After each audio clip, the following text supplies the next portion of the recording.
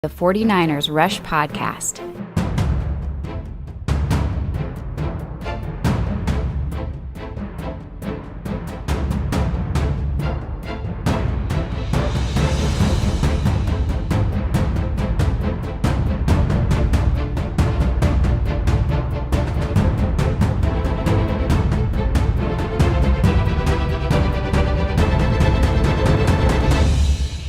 And here's your host, John Chapman.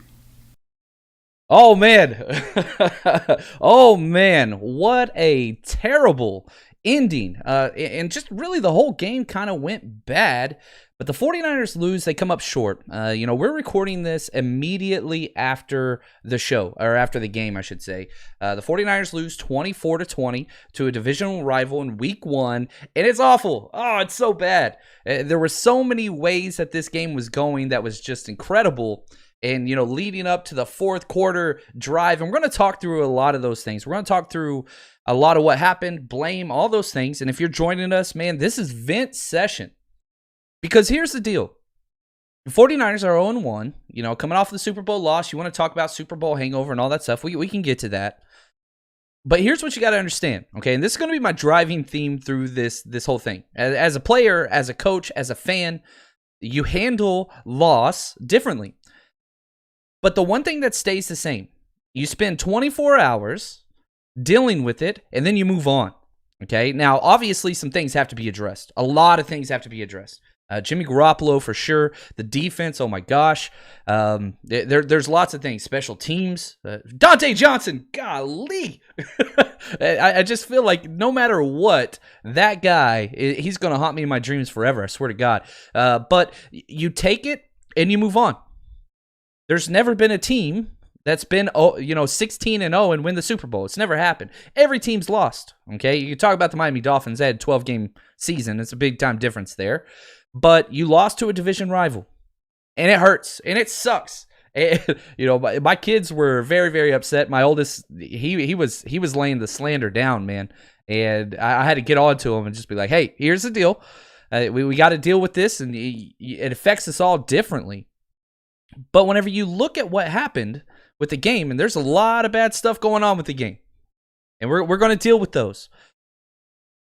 But you got to focus on the positives sometimes, and you've got to look at, okay, what can be addressed, and what does the future look like, okay? Because on one side, you've got to look at this, and you got to say, look, we didn't have any wide receivers.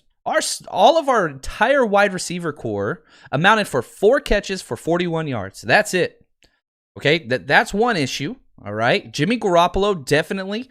There were some missed opportunities for sure. But let's play the hypothetical here, okay? Let me play some devil's advocate. Jimmy Garoppolo had a bad game, okay? There's no doubt about that. But what was his main critique all of last year? He turns the ball over too damn much.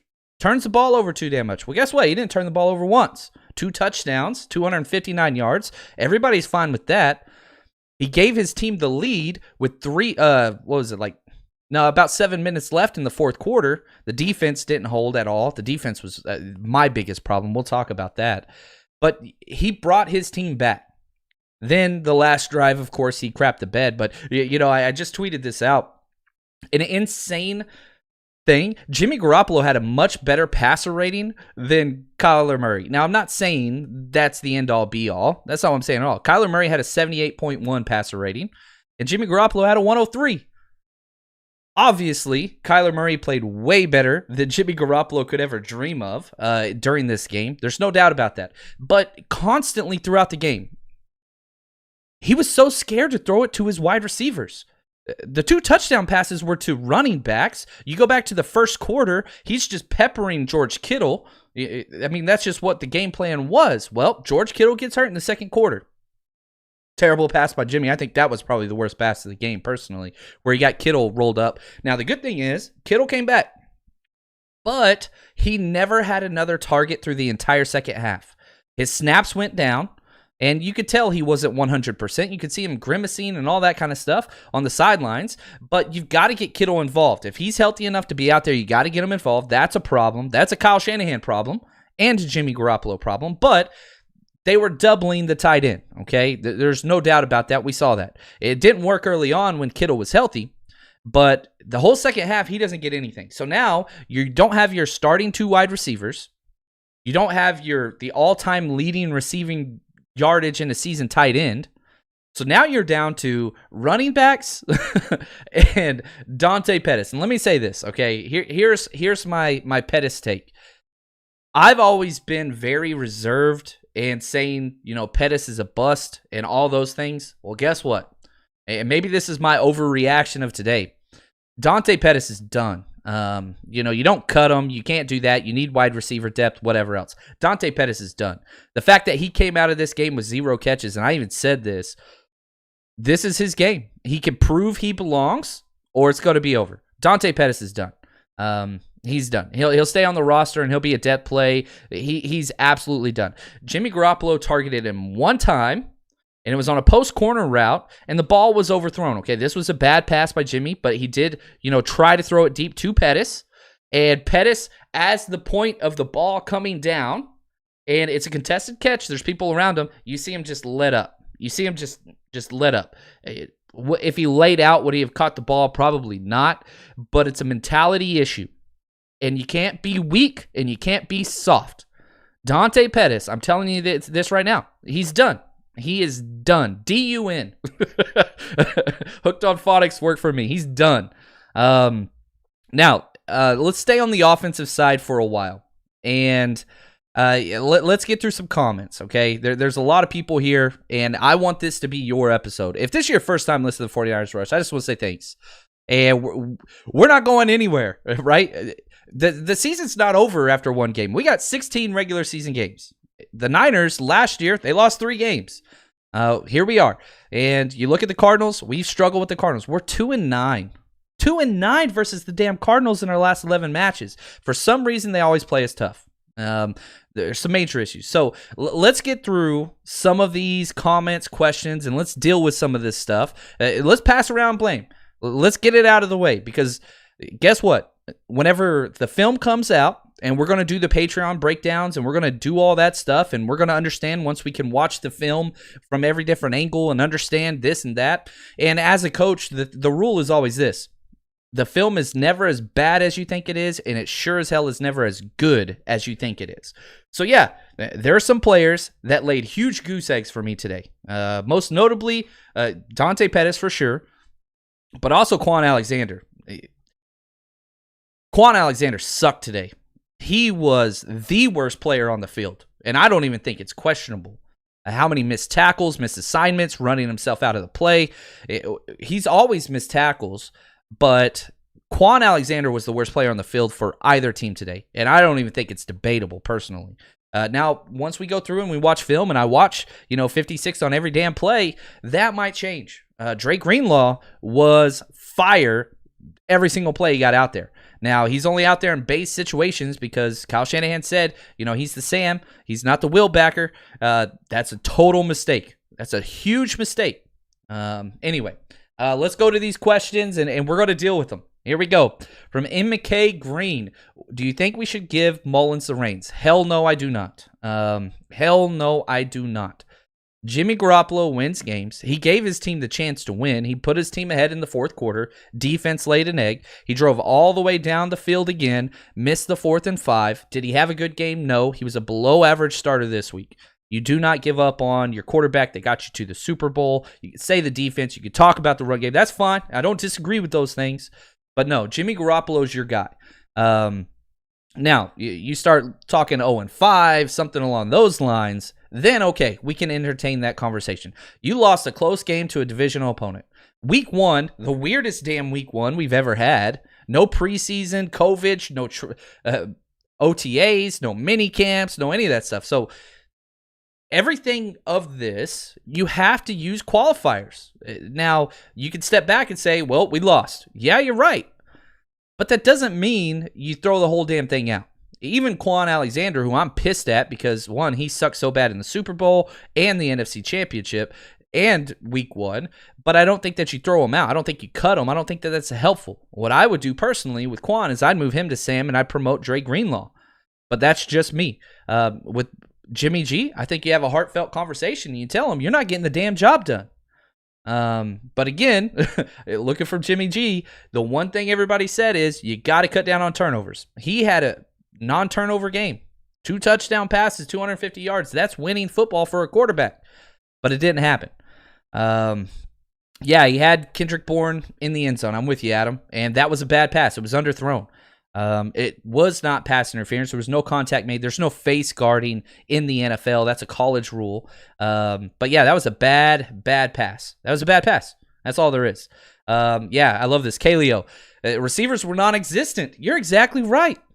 Non-existent. Kendrick Bourne made a couple big plays. But if you want to give blame, here's where it starts. And again, if you want to attribute this to Jimmy G, you are correct. 2 for 11 on third downs. 2 for 11 on third downs. They were 0-7 on third downs to start. Their 8th one they finally got. And they were 0 for 2 on fourth. You got to convert something. The 49ers, Jimmy Garoppolo was the best quarterback in the NFL on third downs last year. He had the highest conversion rate. He had a 50% conversion rate. I did 6 hours of breakdowns on Patreon. You can go watch them. They're all on there. On him in third and long, third and medium, third and short. It was the best in the NFL. Week 1, it didn't happen.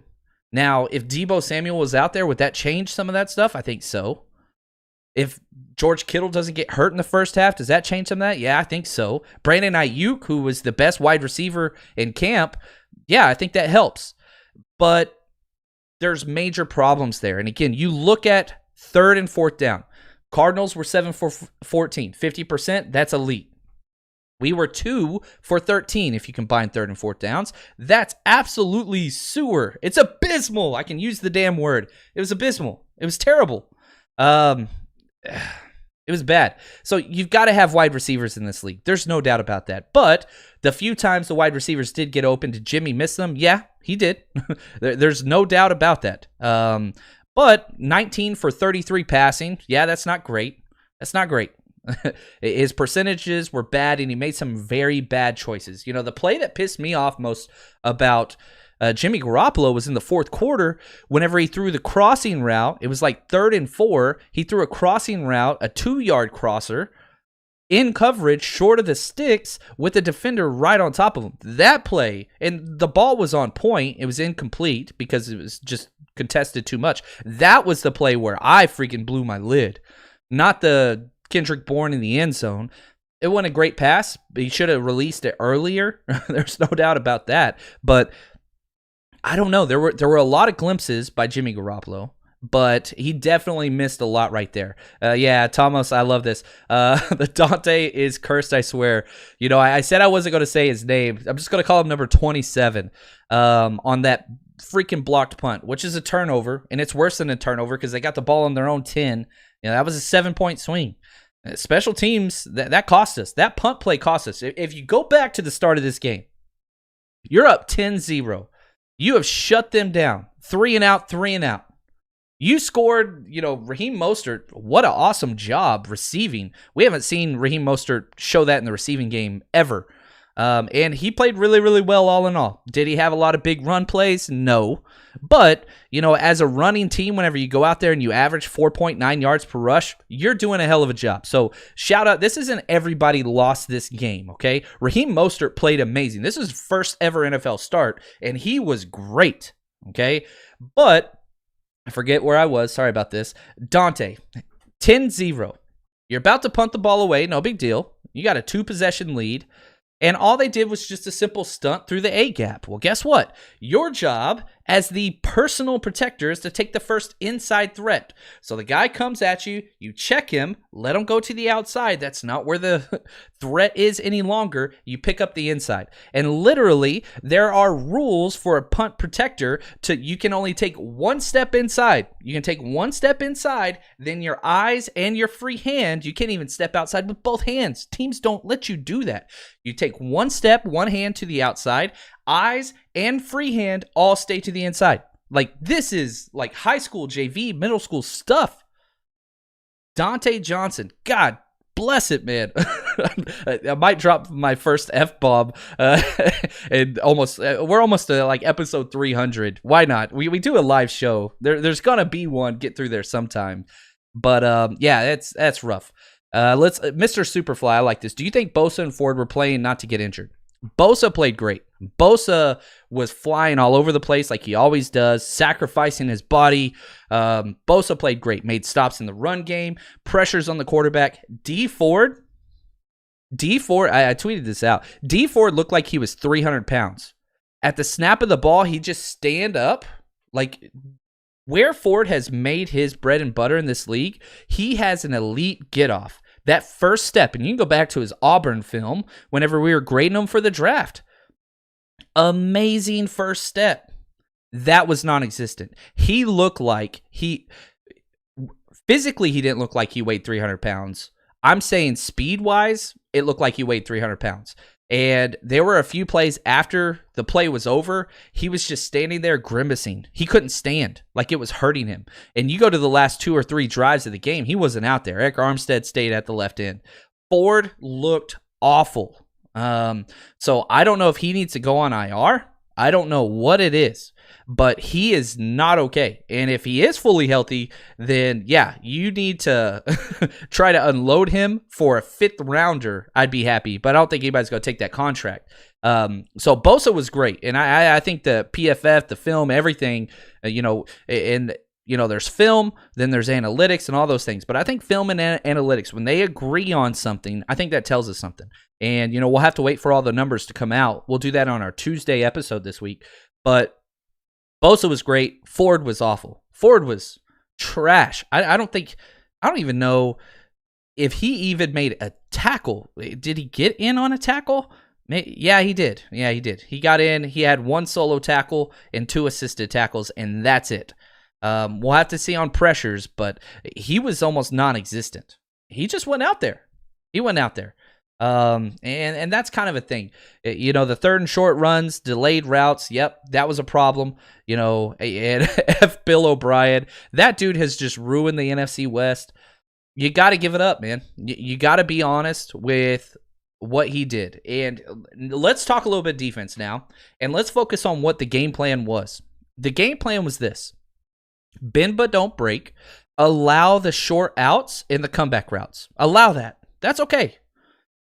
The problem I had, the zone read was non-existent. They did great versus the zone read to where, in fact, they abandoned the entire thing. They did it like 2 times in the first quarter, and then they just got rid of it. It was just a give every single time. But one of the things that, the Cardinals did, if they were going to score a touchdown, it was going to have to be a 10-plus play drive, and they were going to have to march down the field. Well, thanks to the refs and a handful of horrible calls in the fourth quarter, they were able to do that. 13-play drive, 10-plus play drive, and get points out of that. But DeAndre Hopkins, 14 catches, 151 yards on 16 targets. That means only twice was he targeted when he didn't catch the ball. That's a hell of a game. Now, the 49ers were rotating. They were switching corners. For a while there, Sherman was chasing Hopkins, and then they decided to go back. They were kind of switching it off corner and corner every quarter. But DeAndre Hopkins we know who he is. I think personally, you could talk about him, Julio Jones, and perhaps Michael Thomas. I think he's more a product of the system than how great he is. I still think Michael Thomas is great, but it's DeAndre Hopkins, Julio Jones. Those are the best 2. And you look at, they have DeAndre Hopkins, we have Dante Pettis. That's what it is. Now, once we get our guys back, that's going to be huge. I love it. JD, can't wait for you to hear, quote, "Take that for what you will," end quote. Yeah, I'm sure I've already done it twice. It's one of the Chapman or Rush drinking games. Good gosh. Yeah, Jimmy did miss a touchdown throw to win the game. He did have that happen, and that was from Rep the Bay. I love that quote because you've got to keep going back to it. You have to. When you lose, whose fault is it, right? That's who we are as fans. Well, we would have won if. That doesn't change the record. We're 0-1. So you respond. Who are you? What type of man are you or person whenever things don't go as planned? You lost by 4 to a division rival. It's not the end of the world. Now, we're spoiled because we were all the way up here with the expectations, and it didn't happen. Now, the good thing is, I don't want to look forward too much. We got the Jets and Giants next 2 weeks. So That's great. That is going to be huge. You got to lick your wounds and you got to move on. And the great news is we get to play Arizona again. And I get it. Kyler's really, really hard in this defense. He tears us up. I don't care. I want to play the Cardinals tomorrow. That's the mindset that you have to have. We got to get these guys back. There are division opponents. It's what it is. Let's see here. I love this. From Thomas, he says, what happened with Jimmy's protection? Brunskill and Mike lit everything through. Protection overall was okay. Brunskill did give up a sack. Mike did get beat on the edge. But there were a few plays there where they were coverage sacks. This goes back to the problem. Is it the chicken or the egg, right? You don't have the wide receivers getting open. Your number one wide receiver is Kendrick Bourne. That's not an okay thing to happen in the NFL. I'd say the 49ers probably have, without Jimmy Garoppolo, or without Debo and without Ayuk, we have the worst wide receivers in the NFL. Maybe the Jets. I'm just telling you right now, if Debo and Ayuk can't go, well, Debo can't go. He's out 3 games. But if Ayuk can't go next week against the Jets, we're going to see the worst wide receivers to ever play starting NFL football. Just understand that. Protection wasn't great. The one thing that was great, Trent freaking Williams. Chandler Jones got a sack, but it wasn't on Trent. Trent Williams was incredible. Okay, so let's focus on some of the positives. Trent Williams is a beast. He's a top 3 left tackle. That's all there is to it. We were hoping he would be. He hasn't played in 2 years. Oh, there's question marks. He had the cancerous thing on his head. All that kind of stuff. Is he in shape? Well, guess what? Trent Williams, as advertised, you would not have overpaid if you traded a first-round pick for Trent Williams. That's just the truth. So let's balance some of this negativity. I'm not a negative person. At least I don't think I am. Let's balance some of that. Next question. Man, is it time to give up on Sherman? Hell no. Sherman played really, really well. He did miss a tackle. Those quick out routes, those are designed to be given up by this defense. That's just something the defense will allow. That's not a... Now, the route over the middle to DeAndre Hopkins when he was wide open and Emmanuel Mosley blew that coverage, that's not designed ever. 151 yards is huge. You're exactly correct. But those little 7-yard out routes before that big play, the 33-yarder, he had like 11 catches for less than 100 yards. Just little 7-yard outs. Again, the single high safety and the cover 3 that the 49ers run, they allow the quick out. They do. Now, sometimes they'll switch that up to where they can attack on that, but they didn't do that. Why they didn't do that? That's a great question. That's a question I can't answer. I really, really don't know. This is from Drew. Kingsbury's actually a good play caller. The penalties on defense killed us. You're exactly right. And, man, that one drive alone, I don't blame things on refs, and we did not lose this game because of the refs. I'm telling you that right now. But the 10th drive, I've got 6 pages of notes. I haven't read any of it because I just want to kind of just go off the cuff and just talk through this together. The 10th drive by the 49ers had 3 bad calls on that drive alone. It started on their own 7. Mitch Wisnowski, another positive. 2 amazing punts. The 4th rounder for the punter is finally paying off, right? He played great. Those 2 punts were key. So we back them up to their own 7. And if you remember, they almost got a safety. Kyler Murray just throws the ball away. And on the backside, where Kyler Murray wasn't even looking, they called a defensive holding call against K'Wan Williams, who was being held by DeAndre Hopkins. So that one's a 50-50 call. That's okay. So you bail them out. They would have been punting out of their own end zone. But instead, and Solomon Thomas made a couple big plays on that drive as well. He stopped, he got a pressure, he stopped a run, and he blew up a screen, which was awesome. So Solomon Thomas made some positive plays. That's good news. Anyway, they get the holding call, refs bail them out. That's fine. If you want to say that's a good call, that's okay. Then the late hit slide on Kerry Hyder, who another positive. Kerry Hyder, he got a sack. I love Kerry Hyder. That guy's amazing. They called him on a late hit on Kyler freaking Murray. Kyler Murray dove head first. Here's the rules in the NFL. If you sacrifice yourself and you give yourself up where you slide feet first, you are protected. Nobody can touch you. He didn't slide feet first. He dove head first, which keeps him as a regular ball carrier. Now, Kerry Hyder was running for him, dove over him, and barely made contact with him at all. He's not a protected runner at that point. He's outside the pocket. He's past the line of scrimmage. He dove head first. Terrible call. Terrible call. Okay, that's okay. Give them another first down. Then you have the pass interference on Emmanuel Mosley, who I thought played so well the first 3.5 quarters. Played so well. And then he kind of fell apart in the fourth quarter. And it started with that holding call because he was with Christian Kirk. I think it was Christian Kirk. It might have been Edmonds, whatever. He was running with them, and he tugged on his jersey. That's a defensive holding call, which is still a first down, not pass interference. 3 terrible calls on that drive. They go 93 yards. And this is the thing I don't get. I understand it's easy to blame the quarterback. He's the face of the franchise, and Jimmy's got a pretty face. I get it. Why the hell are we not blaming the defense? You gave up a 93-yard drive whenever the game was on the line? Like, that's problematic. Anyway, that's what it is. Rich, thank you, man. You are optimistic to a fault. I admire that. Hashtag good vibes. That's what's. I'm going to tell my wife you said that and tell her how positive I am. She doesn't agree with you sometimes.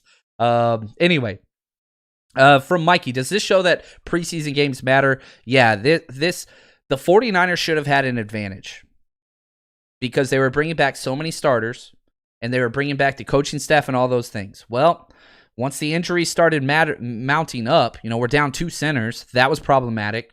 Johannes Grossu, he's not an NFL starting caliber player now. He played okay. He wasn't bad. We got some decent runs up the middle. We didn't give up a whole bunch of pressure up the middle. He was okay, but you're down 2 centers. You're down your 2 wide receivers. That hurts. That hurts a lot. Jimmy G is a statue. I'm with you there. He did have that one nice scramble, though, where he got 9 yards. I enjoyed that. I enjoyed that a lot. Yeah, I feel you, Kaleo. Those unnecessary roughness calls were trash. The first one, maybe. The second one, hell no. Hell no. It's just not what it is. Yeah, Jimmy did look scared to throw it to his wide receivers. There's no damn doubt about that. If you're just now joining us, I just want to say thank you, but Dante Pettis is done. This was his chance. He's done. That trade, you traded up to get that guy. It's done. He's done. That's what it is. But and I'll say this, let's go back. Let's talk about some of the things that were quote unquote positive just based on the stat sheet. Okay. One, you've got to talk. Jimmy didn't turn the ball over. That's going to get missed. He didn't turn the ball over. Okay. 2, Jerick freaking McKinnon. Holy cow. He had a big drop.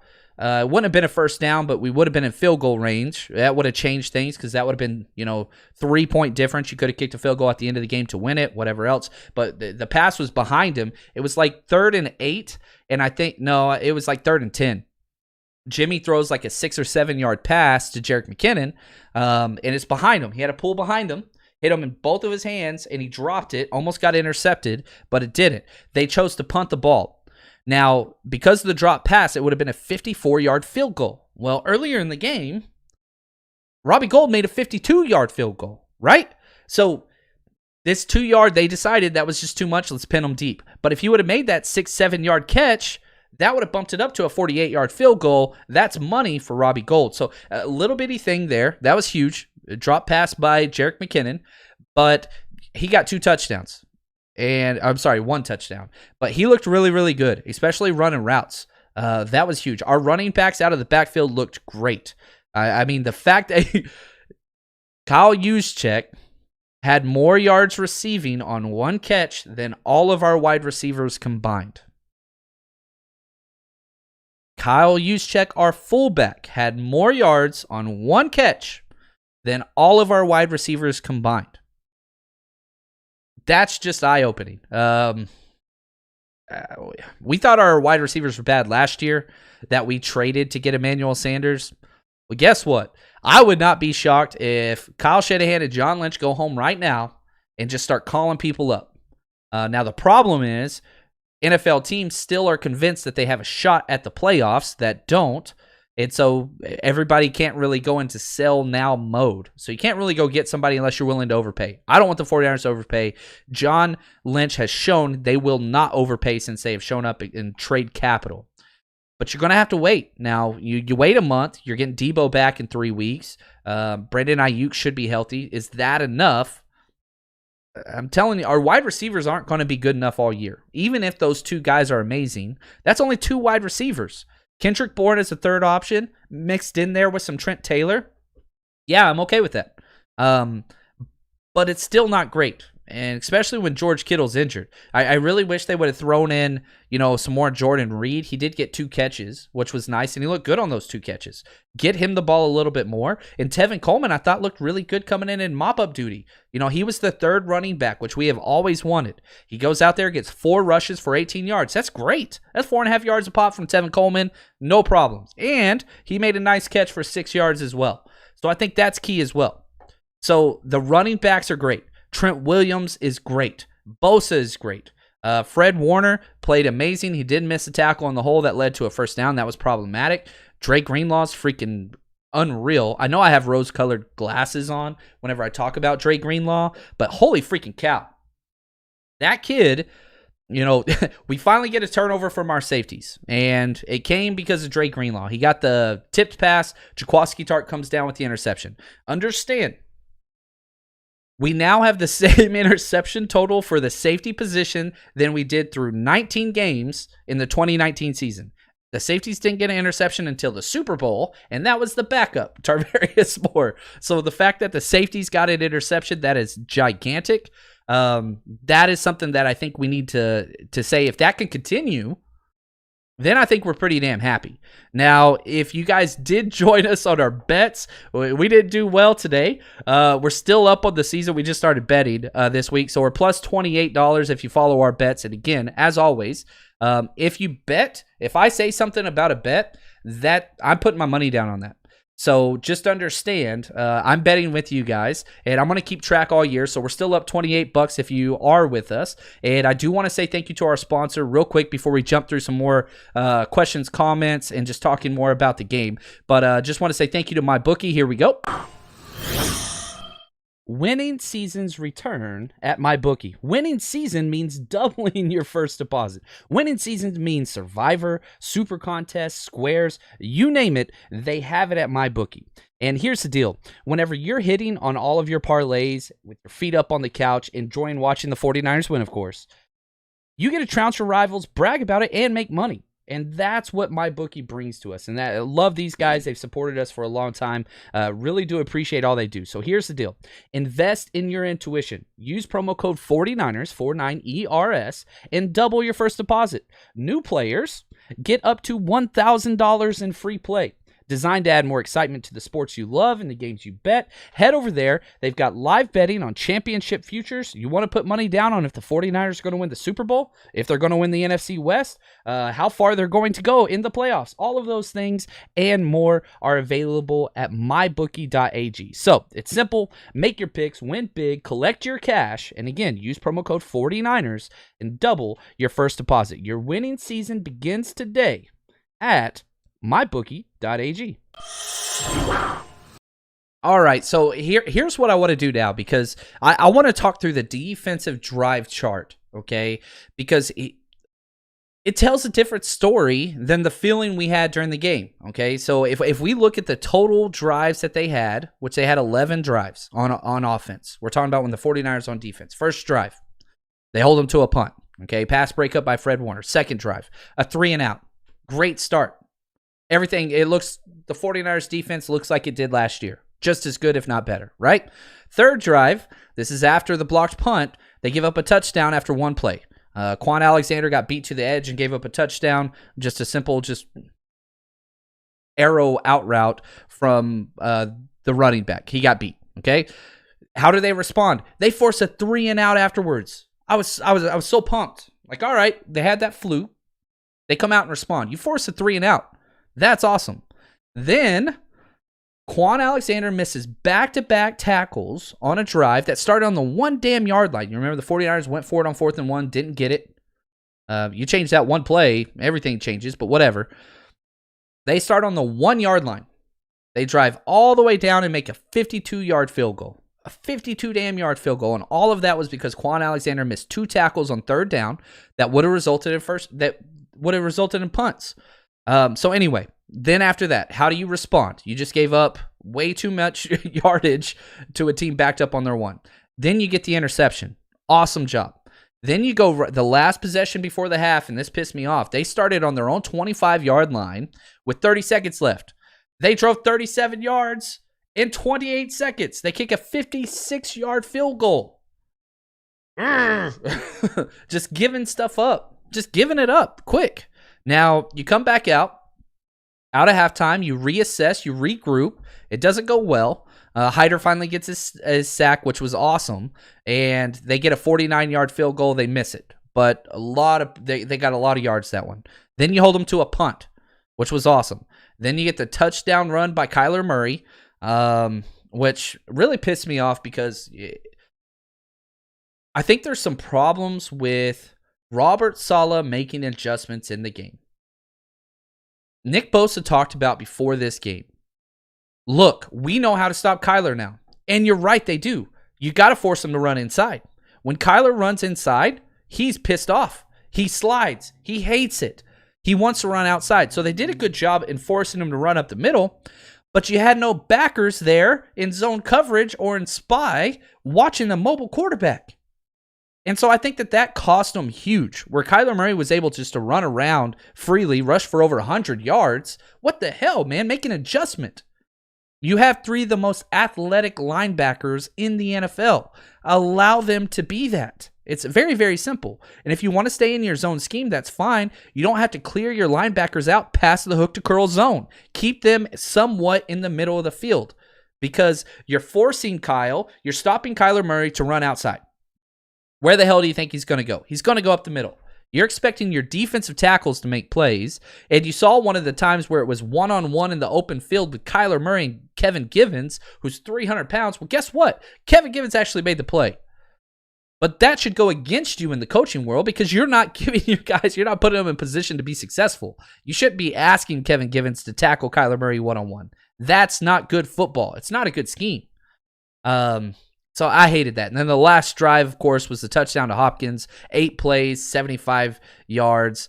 That was the problem. The touchdown actually didn't go to Hopkins. It went to Kenyon Drake. But take that for what you will. So it's frustrating.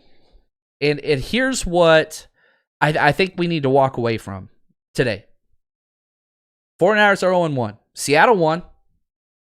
Cardinals won. Rams are maybe playing now or about to play. You're behind. So this idea of we are holier than now, we're the champs, NFC West champs, NFC champs, hell no. Get your damn lunch pill, get back on the horse, and get up there and freaking fight. You got 2 weeks before you play a quality opponent. You got the Jets and the Giants. You step up and you beat the hell out of a lesser-ranked team. You don't play down, and I don't care if you don't have the wide receivers. You got to trust them a little bit more than you did today. And you got to give your players a chance. So that's going to do it for the 49ers Rush episode. So a couple things. We're going to wait for the film to come out. Usually comes out late Monday, early Tuesday. Once that's out, we're going to do a full offensive going through every damn play on film. If you're with us on Patreon, just look up 49ers Rush Podcast. It's $8 a month. You get to see every single play on offense and defense. We go through everything and break down the film. Then we'll do the episodes, the regular podcast episodes, breaking down the offense scores, Pro Football Focus scores, kind of takeaways from the film. We'll do that in the middle of the week. Then we'll move on to our next opponent, which is the Jets. So just want to say thank you. If this is your first time, go ahead and hit that subscribe button and go ahead and hit that notification button. So when we go live, we always go live. That's all we do 4 times a week, baby. The 49ers Rush Podcast. So it's okay. And when people talk trash to you, this is what I want to end on. You're going to get those texts from your fantasy football buddies, from your fans that are Seahawks fans, if that's even a thing, whatever, talking trash. Oh, dude, just take it in, man. Take it in. Don't talk trash about their team. Just say, you know what, you're right. You know what, you're right. No big deal. Just wait. Screenshot those texts, baby. Save those receipts. Because I would take this damn team with this coaching staff over any other team in the NFL. Are we at our highest point right now? No. That's okay. I don't care. Save it. Take it. And just remember, save those receipts and let them see those whenever things turn around. We're 0-1. Big deal. We're just fine. Just fine. So hang in there. And as always, stay strong, faithful.